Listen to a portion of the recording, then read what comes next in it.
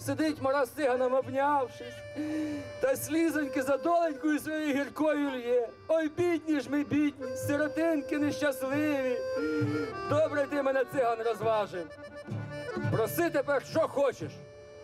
Тут циган плакати забув, очі витер і каже: хочу бути паном над панами. Зроби мене царем москальським. Сміх і сльози від задоволення – звична реакція тих, хто слухає казки Сашка Лірника. Їх він складає з дитинства і вже написав понад 500. Сюжети оповідок народні. Є цигани і селяни, козаки і татари. І все це разом Україна. А головне, що персонажі справжні, не вигадані. Реальні люди, абсолютно реальні люди, які жили колись, чи живуть. Там Грицько Кобиляча смерть, то я його з реєстру козацького прочитав. Вичитав, ух ти. І в мене казка з'явилася.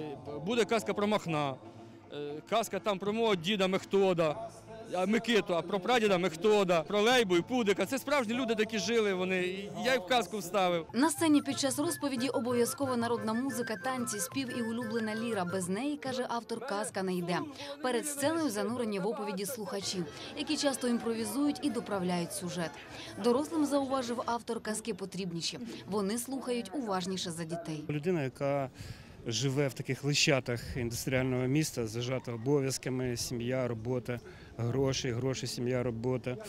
І потрібен міф, казка. Кожен з нас мріє і бажає хоч трошки в своєму житті віднайти ту казочку, яка буде віддушеною. Ми всі сильно умні, ми постмодерн граємось, а ми втрачаємо чисту ноту. І оця народна творчість як така, і казки в першу чергу, це оце і є ля. Оце 440 Гц, які всі музики так люблять. Довше залишатися дитиною намагається і сам Олександр. З власного досвіду переконався, вміння не ставати дорослішим приносить лише позитив.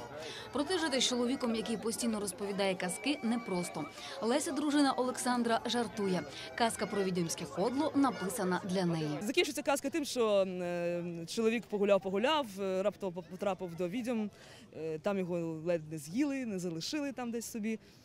І повертається до дружини. Щоб дорослі в майбутньому довше лишалися дітьми і мали що слухати, Олександр передає своє вміння 5-річному синові Івану. Хлопчик поки що не вирішив, ким буде – казкарем чи астрономом. Проте вже співає і казкарює разом з батьком. Юлія Вебер, Андрій Романок, 5 канал.